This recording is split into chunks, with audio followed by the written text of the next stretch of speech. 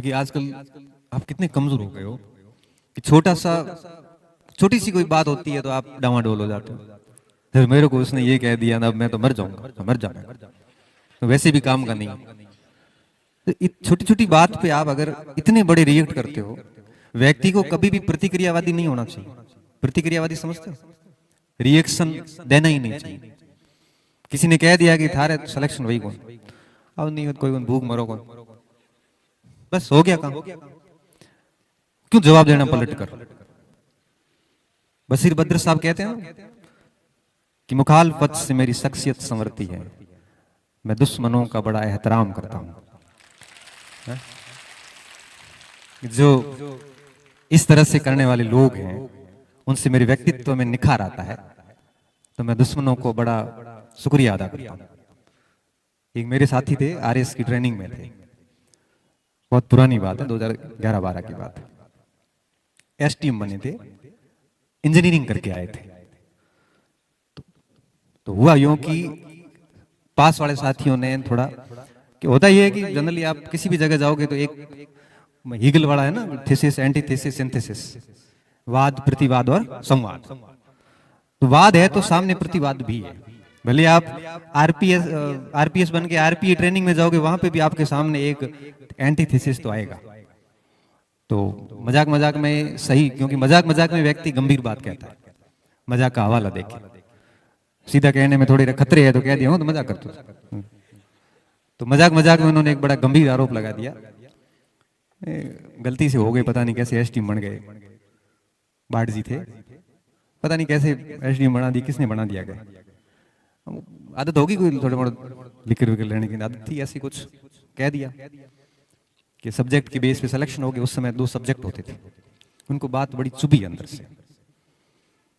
चुभने के बाद ये बात फिर उन्होंने हमें बताई और उन्होंने इंटरव्यू में भी बोली। चुभने के बाद उन्होंने कहा कि ठीक है, ऐसा ही है तो विषय चेंज करता हूं, अब आईएएस में अलग विषय के साथ दूंगा। आरएएस के 2 विषय छोड़ दिए, आईएएस का फॉर्म डाला, तैयारी शुरू थी, पहले कर रहे होंगे, सब्जेक्ट दोनों ही चेंज की इंजीनियरिंग के लिए। और वेरी फर्स्ट अटेम्प्ट के अंदर रैंक मुझे एग्जैक्टली याद नहीं, 67 थी या 76 थी, ऐसी कुछ थी। वेरी फर्स्ट अटेम्प्ट के अंदर बंदा आईएएस बना। आईएएस बनने के बाद में पत्रकार आए, और ट्रेनिंग अभी एसडीएम की पूरी हुई नहीं थी, उससे पहले ही उसका सिविल सर्विस में सिलेक्शन हो गया। अभी वो आईएएस है, कैडर नाम लूंगा तो उनको पता चल जाएगा। तो पत्रकारों ने पूछा कि भाई, पत्रकार आ जाते जनरली, पहले तो, आजकल तो खूब बनते हैं, पहले तो कम सिलेक्शन होते थे कि आप अपनी सफलता का श्रेय वगैरह, तो सफलता का श्रेय साथियों को ही दूंगा। मैं तो मेरे चुपचाप खा पी के बैठा था, मौज कर रहा था, तभी किसी ने ये कह दिया, हमारे तो खटकी बात के, और बात खटक जाती, मैंने तो ईगो पी लिया उसको, और फिर मैंने सारे मौज मस्तियां छोड़ दी, वापस मैं ढंग से पढ़ा, नंबर आ गया। बाकी इस सफलता में मेरे माता पिता, मेरे गुरुजनों का बहुत बड़ा योगदान है नहीं। ये सफलता सिर्फ मेरे इन साथियों की वजह से आई है, जिन्होंने ये कुछ ऐसी चीजें हुई और मेरा वो सिलेक्शन हो गया। तो कई बार क्या होता है, आपको निखारने में आपके ऐसे साथियों का बहुत बड़ा रोल होता है, तो उनको हमेशा अपने आसपास रखिए, ताकि पता चलता जाएगा कि आप में क्या कमी है या क्या हो सकती है भविष्य में। तो इस तरह से कभी भी रिएक्ट, प्रतिक्रियावादी नहीं करना चाहिए। तो मैं कह रहा था, हम इतने कमजोर हो गए हैं कि छोटी छोटी बात को हम दिल पे ले लेते हैं। थोड़ा सा गहरा व्यक्तित्व बनिए, अपना व्यक्तित्व थोड़ा गंभीर बनाइए, कि हर कोई आपकी हैसियत का, हर कोई आपकी गहराई का अंदाजा नहीं लगाए। हर व्यक्ति आपकी गहराई का अगर अंदाजा लगा पा रहा है ना, इसका मतलब ये है कि आपको कोई सीरियस नहीं लेगा भाई, सीधी सीधी बात है। जीवन में सीरियस वही व्यक्ति लिए जाते हैं जिनके व्यक्ति तो बड़े गहरे हैं, बहुत रिजर्व रहे हुए हैं, पता नहीं कि और इसमें कितने तीर पड़े हैं, इनके तुणीर में कितने रखे हुए शेष हैं। तो बहुत मेहनत कीजिए, और कोशिशें कभी भी व्यर्थ नहीं जाती। ये हम उन रास्तों से गुजरे हैं तो हमें पता है। अभी आपको लग रहा होगा कि नौकरी मुश्किल है, पता नहीं कैसे होगा, जिस दिन लगेगी उस दिन आपको लगेगा कि इतना मुश्किल कुछ था नहीं। वो पंक्ति है ना कि कोशिश कर हल निकलेगा, आज नहीं तो कल निकलेगा। अर्जुन के तीर सा सद, मरुस्थल से भी जल निकलेगा। तो अर्जुन से तीर सा सदना तो पड़ेगा ना मरुस्थल से जल निकालने के लिए। खाद डाल, पानी दे, बंजर भूमि से भी फल निकलेगा। हिम्मत रख, आग जला के रख, फौलाद का भी बल निकलेगा। कोशिश कर, हल निकलेगा, आज नहीं तो कल निकलेगा। उम्मीदें जिंदा रख, उम्मीदें जिंदा रख, मेहनत कर, गरल के सागर से भी गंगा जल निकलेगा। गरल यानी जहर, गरल के सागर से भी गंगा जल निकलेगा। बैठना मत, काम करता जा, मेहनत करता जा, हिम्मत जुटाता जा। आज जो ठहरा ठहरा है, कल वो चल निकलेगा, कल वो चल निकलेगा। तो इस समय निश्चित तौर पे आप सभी संघर्ष की स्थिति में हैं। खूब मेहनत कीजिए, अपने व्यक्तित्व पे काम कीजिए, थोड़े से गहरे व्यक्तित्व बनिए। बहुत अधिक बोलने की आदत को थोड़ा कम कीजिए। कुछ लोगों के सामने अधिक बोलिए, कुछ लोगों के सामने, क्योंकि आज की स्थिति ये है कि आप कहीं पर भी बैठ के कुछ भी बोलोगे, उसको बहुत जूम करके 10 जगह पहुंचाया जाएगा। भरोसेमंद लोगों की कमी आ गई है। इसलिए अपनी जुबान पे नियंत्रण रखो, कम से कम बोलो, क्योंकि ये चीजें भी आजकल जरूरी हो गई है। आप क्या बोलते हो, कहीं बैठे हो बातें कर रहे हो, फिर वो बात तीसरी जगह पहुंचाई जाती है, फिर उसको फोन आता है, थारे टेंशन में 10 दिन पड़ाई गई।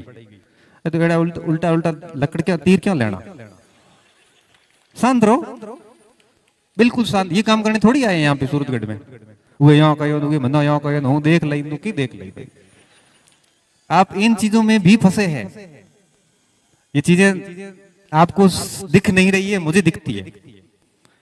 इसलिए हमेशा ध्यान रखें, जुबान पे नियंत्रण रखें। हर जगह नहीं बोले, हर जगह अपनी व्यथा मत बताओ। समाधान नहीं है उनके पास में, उनके पास केवल उड़ाने के लिए मजाक है। जाने के बाद वापस आप मुड़ोगे नहीं, उससे जस्ट पीछे शुरू हो जाएंगे। कितने भोले लोगों की किसके सामने समस्या बता के आया है। तो खुद समाधान करो ना। ऐसी कौन सी समस्या जिसका समाधान आपके पास नहीं है? और नहीं हो रहा है समाधान तो शांत हो जाओ, समय के साथ अपने आप हो जाएगा।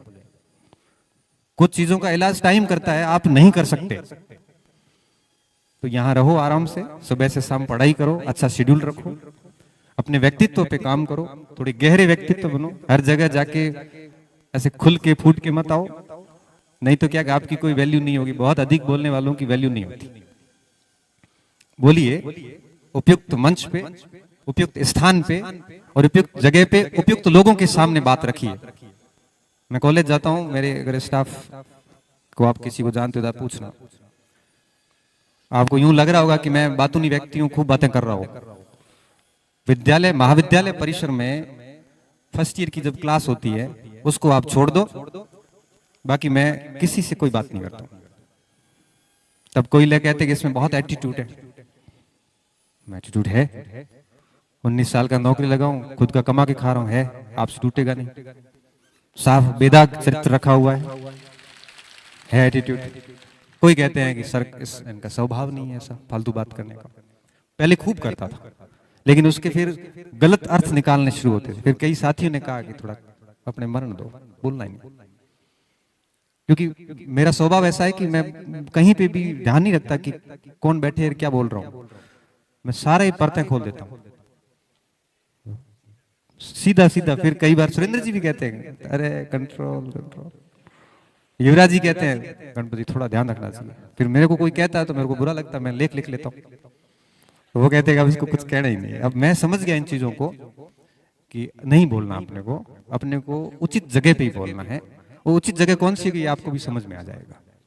इसलिए यहाँ बैठे हो आराम से, खूब मेहनत करिए। इस प्रकार की पंचायतियों से, इस प्रकार की ग्रुपिंग से दूर रहना कोई किसी का है नहीं। समय चला जाता है, बातें याद रह जाती हैं, आपकी बातें स्टेटमेंट रिकॉर्ड होते हैं सारे, और फिर वो घूम घूम के वापस सामने आएंगे। इससे अच्छा है कि हमारे को जितनी खामोशी के साथ काम करोगे, जितना मौन के साथ आगे बढ़ोगे, जितना समस्याओं का समाधान स्वयं से करोगे, उतना ही आपका व्यक्तित्व बहुत अच्छा सा होता जाएगा। बाकी वैसाखियों के सहारे रहोगे, दूसरों के सहारे, किसी की नैया पार नहीं होती। और बाकी सफलता के बाद में सब लोग आपसे वैसे ही जुड़ जाएंगे। और अगर आप चाहते हो कि सब अपने हैं, ये हैं, तो एक बार फेल होने के बाद या कोई छोटा मोटा काम किसी को बता के देखना, आपको पता चल जाएगा कि कौन आपका कौन पराया है। इसलिए आपका निर्माण और आपका पतन दोनों आपके हाथ में है। आपका समाधान भी आपको ही करना है, आपको अपनी प्रोग्रेस भी आपको स्वयं को करनी है। इसमें कोई आपकी मदद करने वाला नहीं है, हम लोग सिर्फ मार्ग दिखा सकते हैं, चलने वाले आप खुद।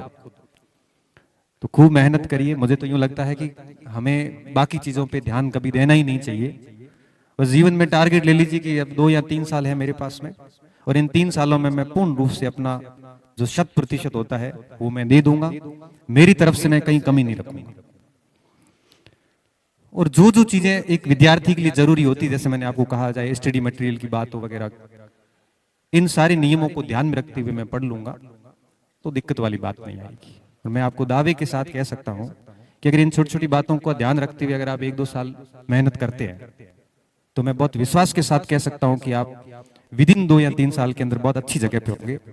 और मां सरस्वती कभी अपना ऋण नहीं रखती। ये बात केवल बोलने के लिए नहीं है, ये बात केवल बोलने के लिए नहीं, ये बात सच में सिद्ध होती है। और सिद्ध होने के बाद बच्चे आके कहते हैं सर ये बात आपकी बहुत सही थी। क्योंकि ऐसी हवा में हम बात नहीं करते। आप अपने आप को पढ़ पढ़ के जिस स्तर का बनाओगे उस स्तर पर आप देर सवेर 1 साल 2 साल बाद डेफिनेटली जाओगे। तो अपने आप को बनाने पे फोकस कीजिए, क्योंकि जितना अपने को बनाओगे ना उतनी उस जगह पे आप स्वतः ही चले जाओगे। अगर आप अपने आप को अच्छे से नहीं तैयार करोगे, क्योंकि केवल पढ़ना ही सब कुछ नहीं है ना, आदतें भी अच्छी होनी चाहिए, आपकी प्रवृत्तियां अच्छी होनी चाहिए, स्वभाव भी अच्छा होना जरूरी है। क्योंकि केवल नौकरी लगना ही सफलता थोड़ी है। और नौकरी तो नहीं भी लगते हैं तो वो और अच्छी जिंदगी जीते हैं आपसे। मैं और बताऊं नौकरी करने वालों से, नौकरी में तो और भी गुलामी रहती है। सुबह से शाम तक अधिकारी का डंडा भी रहता है, और हम यहाँ भाषण दे रहे हैं, अब भी नोटिस आएगा 1-2 के, कोचिंग कैसे पढ़ाया आएगा, मुझे पता है क्यों, क्योंकि वो उसमें बहुत सारी गुलामियां हैं, बहुत सारी जकड़न है। तो नौकरी कोई बहुत बड़ी जीवन की सफलता जैसा कुछ भी नहीं है। इसको कभी भी दिमाग पे भार के रूप में मत लेना। और अगर आप उसको दिमाग के ऊपर भार के रूप में ले रहे हो कि बस सब कुछ यही है, तो लगेगी भी नहीं, क्योंकि डर डर में उत्तर गलत करके आओगे। और ये सारा माहौल सेट किया जाता है कि परीक्षा नहीं पास हुए तो ये हो जाएगा, कुछ भी नहीं होगा। परीक्षा है, परीक्षा के हिसाब से लो उसको। बहुत ज्यादा सीरियस लेने की आवश्यकता नहीं है, बहुत ज्यादा डरने की आवश्यकता नहीं है। हाँ, मेहनत करते जाओ, और जो बहुत सारी सहूलियतें हैं आपको पास में, जो सुविधाएं हैं, उन सुविधाओं का अच्छे से उपयोग करोगे तो ज्यादा बेहतर रहेगा। क्योंकि कई बार क्या होता है कि सहूलियतें आपको अपाहिज बना देती हैं।